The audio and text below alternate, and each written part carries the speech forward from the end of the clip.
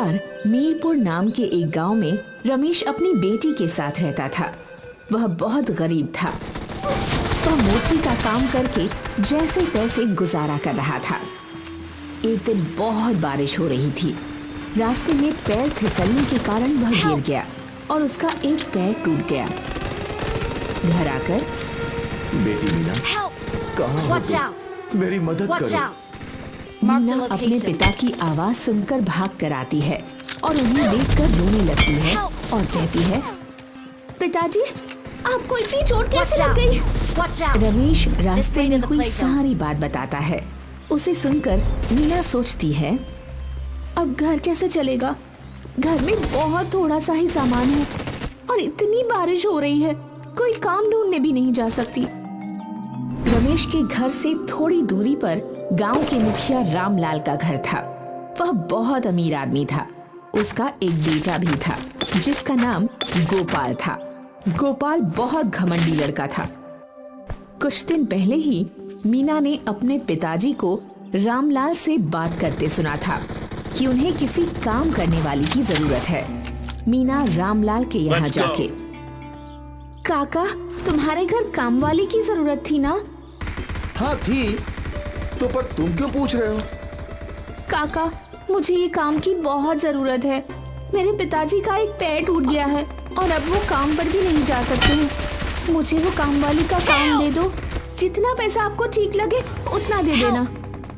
रामलाल इस मौके का फायदा उठाना चाहता है और सोचता है, अरे ये तो अच्छा मौका है, कम पैसों में काम वाली मिल गई। अच्छा ठीक है, कल से आ जाना। मीना सुबह उठती है और पहले घर का सारा काम करती और फिर अपने पिताजी को दवा देती। उसके बाद रामलाल के घर जाती और सारा काम करती।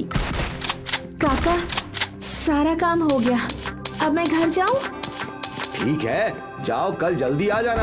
कल गोपाल के कुछ दोस्त आने वाले हैं, तो उनके लिए खाना बना देना। सिर हिलाकर, ठीक है काका। मीना घर जाती है तो देखती है कि घर में कुछ बचा नहीं है पकाने को और सोचती है, क्या बनाऊं और पिताजी को क्या दूं? मुझे भी बहुत भूख लगी है और कुछ खाने को भी नहीं है। तभी उसकी नजर रोटी के डिब्बे पर पड़ती है। उसमें 2 रोटियां होती हैं। मीना पिताजी को वो 2 रोटी और नमक दे देती है और खुद पानी पीकर पेट भर लेती है। रोटी देखकर, बेटी मीना, तूने कुछ खाया कि नहीं? हाँ पिताजी, मैंने काका के घर पर खा लिया था।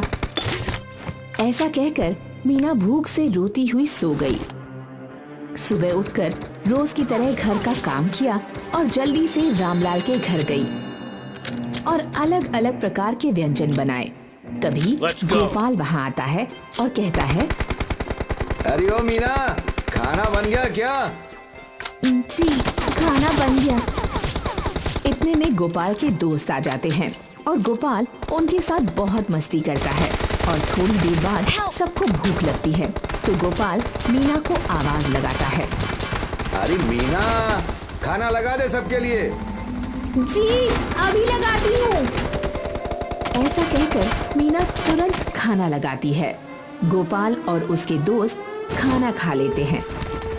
उसके बाद गोपाल मीना को आवाज लगाता है, ये सब ले जा यहाँ से, जो बचा है उसे कुत्ते को दे देना।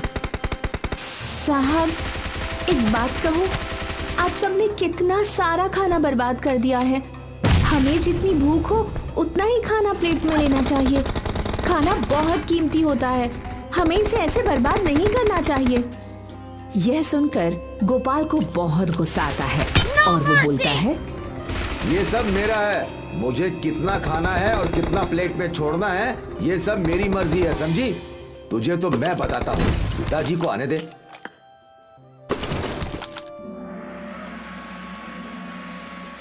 काका, क्या ये बचा हुआ खाना मैं ले लूं?